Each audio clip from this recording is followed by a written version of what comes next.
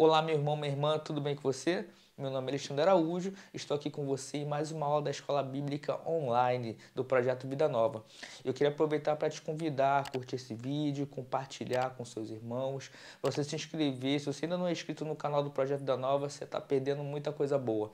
Então se inscreva no canal do Projeto Vida Nova e acompanhe os nossos conteúdos toda semana, inclusive, tem uma aula da Escola Bíblica preparada com muito carinho para o nosso time de professores, tá bom? Então se inscreva aí, visite a sessão das nossas aulas e fique por dentro de tudo aquilo que a gente está compartilhando nesses dias, tá? Esse mês nós estamos falando sobre o Sermão do Monte e as bem-aventuranças.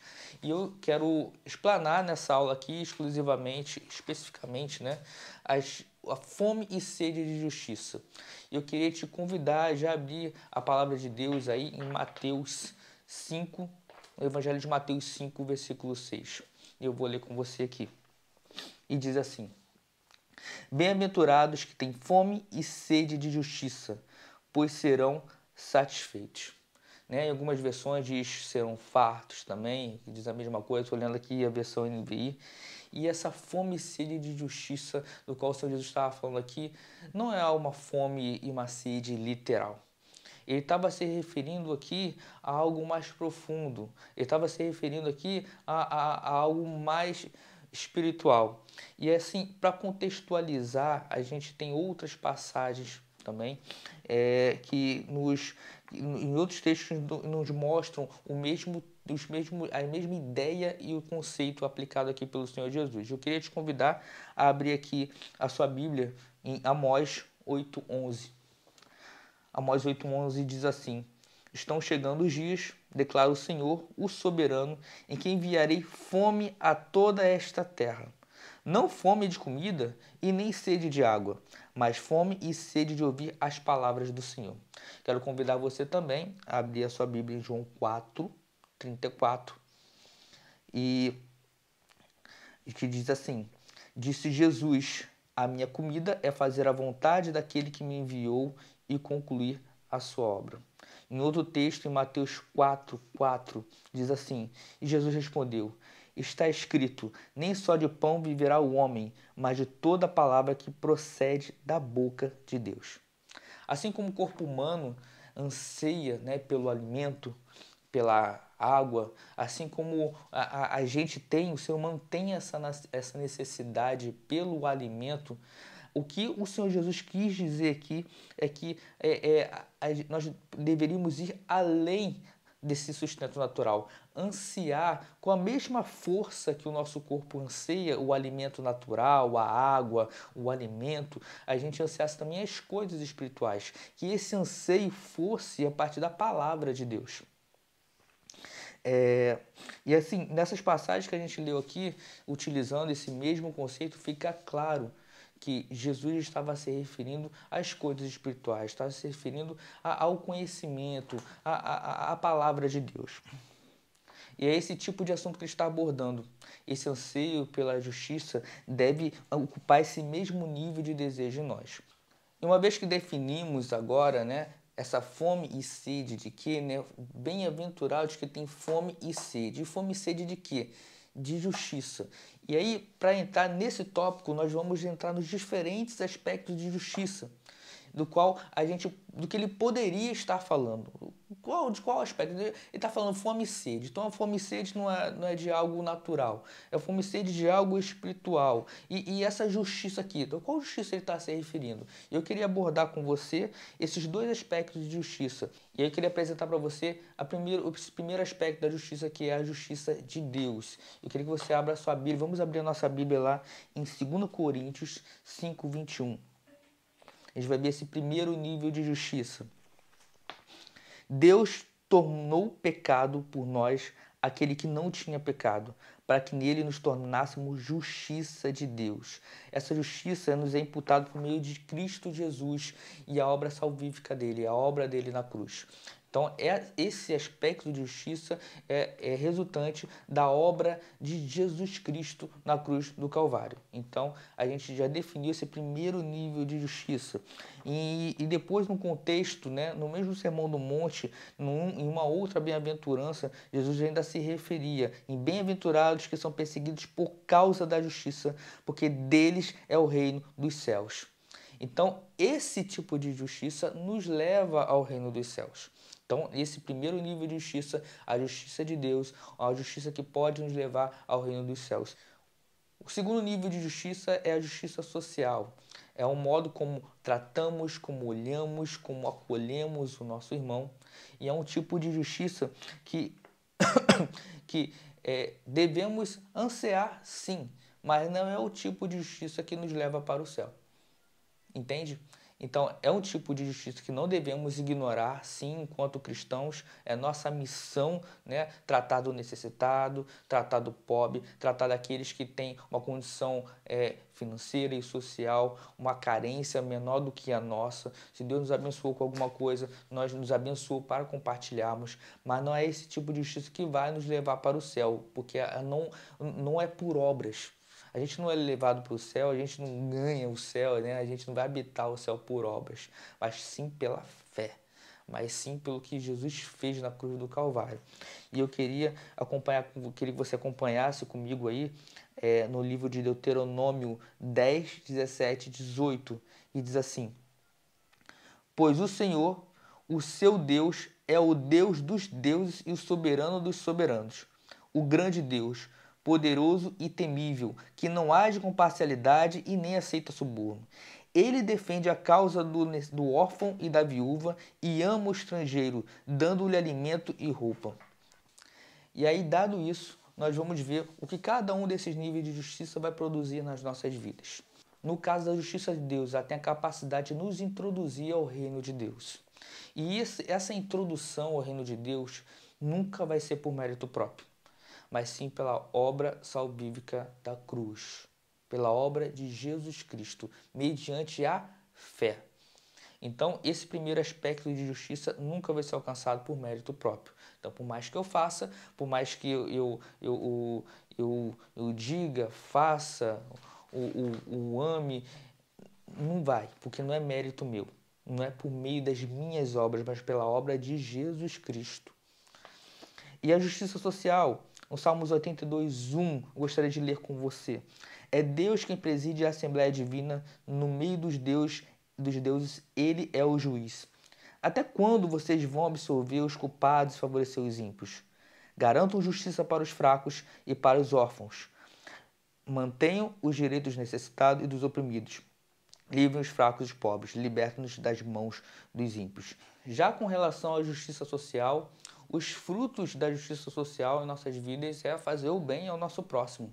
É realmente a gente matar a fome de quem tem fome, matar a sede de quem tem sede, a gente acolher o necessitado, a gente tratar bem o nosso próximo, independente de raça, credo, condição social. Então, isso que vai produzir em nós são atos de misericórdia. São atos de amor e atos de misericórdia. E aí, dada a definição que a gente vê olhando até agora, bem-aventurados que têm fome e sede, a gente já viu de que da justiça, dos dois diferentes aspectos de justiça, a gente vem para a consequência. E a consequência dos que têm fome e sede de justiça é que eles serão fartos. E aí a gente entra nesse aspecto do que serão fartos, eles irão alcançar aquilo que eles anseiam. Né? Uma pessoa que tem fome, quando você dá comida para ela, você dá água para ela, dá para beber, ela será saciada, né? Saciada. Mas esse saciar, ele é temporário. Então, assim, quando a gente está falando de justiça social, nem sempre essa justiça social vai ser aplicada de uma forma imediata. E eu queria que você abrisse a sua Bíblia aí comigo, em João 12:8, para a gente ver uma situação aqui, ó. Pois os pobres vocês sempre terão consigo, mas a mim vocês nem sempre terão. Então, a gente vê aqui que a pobreza ainda não foi erradicada na Terra. Então, falar de saciedade, de estar plenamente satisfeito nesse aspecto aqui da justiça social, começa a ficar um pouco mais complicado.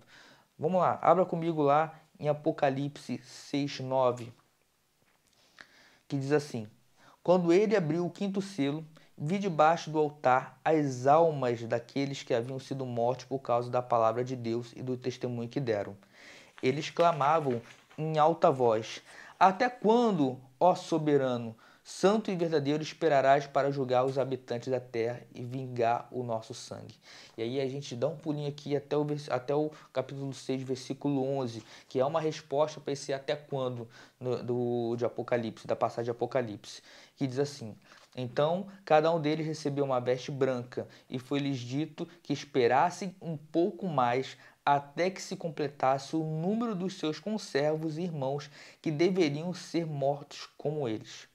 Essa justiça não vai acontecer agora de forma imediata como vocês esperam. A justiça de Deus ela só pode ser recebida única e exclusivamente pela fé. Então a gente está falando aqui que essa justiça social, essa justiça que a gente espera aqui, enquanto homens, né, enquanto pessoas que é no caso aqui do Apocalipse, o vingar de Deus por tudo que eles têm sofrido, os mártires, etc.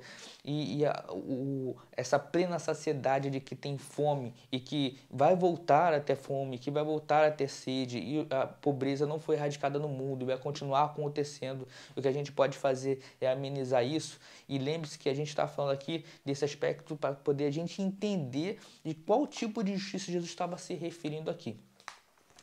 E aí a gente abre lá, a gente vai lá em Romanos 3:21 e entender que essa justiça de Deus só pode ser recebida única e exclusivamente pela fé. E aí a gente está falando sobre o aspecto da justiça de Deus. Continuando a analisar o tipo de justiça do qual o Senhor Jesus estava se referindo nesse Sermão do Monte. Mas agora se manifestou uma justiça que provém de Deus, independente da lei, da qual testemunha a lei e os profetas. Então, essa justiça que provém de Deus aqui é uma justiça excelente. Não é uma justiça como a nossa justiça humana, né? Que como dizia lá em Isaías 64:6, eu olhei aqui, somos como um impuro, todos nós, todos os nossos atos de justiça são como um trapo imundo. Murchamos como folhas e como o vento as nossas iniquidades nos levam para longe. Então, o que ele diz aqui no livro de Isaías, que em algumas versões diz assim, ó, trapo de imundícia, né? E algumas, segundo algumas tradições, diz que esse trapo de imundícia era resultante daquelas faixas, né, dos leprosos que eram jogados fora, só serviam para queimar, não serviam para nada. Então, é a comparação que Deus faz com relação à nossa justiça, ao que a gente espera aqui, né? Enquanto a gente espera o nosso formato de justiça, o que a gente pensa sobre justiça é muito diferente do que Deus pensa como a justiça dele. E quando a gente está falando aqui dessa justiça de Deus, essa justiça que só pode ser alcançada mediante a fé, eu gostaria que você abra em Romanos 5:1 lá, para a gente entender especificamente o que a palavra nos diz a respeito dessa justiça de Deus. Tendo sido, pois, justificados pela fé, temos paz com Deus por nosso Senhor Jesus Cristo, por meio de quem obtivemos acesso pela fé a esta graça, na qual agora estamos firmes e nos gloriamos na esperança da glória de Deus. Então, essa justiça pela qual o Senhor Jesus estava se referindo é a justiça que vem mediante, só pode vir mediante a fé. É a justiça que nos leva ao reino de Deus, que nos traz ao arrependimento, que faz a gente ser justificado e ao ponto de a gente pecar e que os nossos pecados sejam e que nós fôssemos lavados e nos tornados mais alvos do que a neve. Eu queria ler uma frase que eu ouvi uma certa vez, bem interessante, que diz a respeito disso. Ser justificado é mais do que ser perdoado. É ser inocentado, ser feito justo, como se nunca tivesse feito nada de errado. É a remoção de toda a culpa pela fé. Então, esse bem-aventurado ao qual Jesus estava se referindo é essa pessoa aqui, ó, que tem fome e sede da justiça de Deus, pois serão plenamente satisfeitos. Serão satisfeitos pela obra de Jesus Cristo no Calvário mediante a fé em Cristo Jesus. E essa é a questão, era isso que ele estava falando. Ele estava falando, ó, você precisa ser justificado. Você precisa ter sede, assim como o seu corpo anseia pelo alimento, você precisa ansiar pela justiça de Deus, para que essa justiça te leve ao céu, te leve ao reino do céu, para que você seja justificado, para que você seja limpo, para que você seja puro, mediante a obra de Jesus Cristo na cruz. Em Romanos 8:1 diz assim: portanto, agora já não há condenação para os que estão em Cristo Jesus. Em 2 Coríntios 5,17: portanto, se alguém está em Cristo, é nova criação. As coisas antigas já passaram, eis que surgiram coisas novas. A fome de justiça começa pelo reconhecimento que nós não temos justiça própria e que essa justiça só pode vir mediante a fé em Cristo Jesus. Em 2 Coríntios 5:21 diz assim: Deus tomou o pecado por nós, aquele que não tinha pecado, para que nele nos tornássemos justiça de Deus. E isso é dom de Deus, é a capacitação de Deus através da nova natureza. É o segundo Adão vindo dar uma nova chance para o ser humano, vindo dar uma nova chance para você. E que você tenha esse anseio pela justiça de Deus. Que você tenha essa fome, mais do que o seu corpo anseia pela comida, mais do que o seu corpo anseia pela bebida. Do mesmo jeito que você não pode ficar sem água, do mesmo jeito que você não pode ficar sem o alimento, que você tenha esse anseio pela palavra do Senhor, que você tenha esse anseio pela justiça de Deus, que vem mediante a fé, que vem para te justificar de todo o pecado. Então, meu amigo, minha amiga, eu fico por aqui em mais uma aula da Escola Bíblica Online. Se você tem alguma dúvida, se você tem alguma sugestão aí das nossas aulas, coloca aí no comentário, comenta aí o que você está achando, comenta aí a sua dúvida, que teremos o prazer de dar uma olhada aí e responder, tá? Na medida do possível, a gente está sempre interagindo aí com vocês, com nossos irmãos. O nosso prazer é estar aqui apresentando, fomentando a palavra de Deus, para que nós venhamos a crescer em graça, a crescer em fé e crescer no conhecimento da palavra juntos. Tá bom? Com uma comunidade de fé abençoada pelo Cristo. Grande abraço para vocês, até a próxima.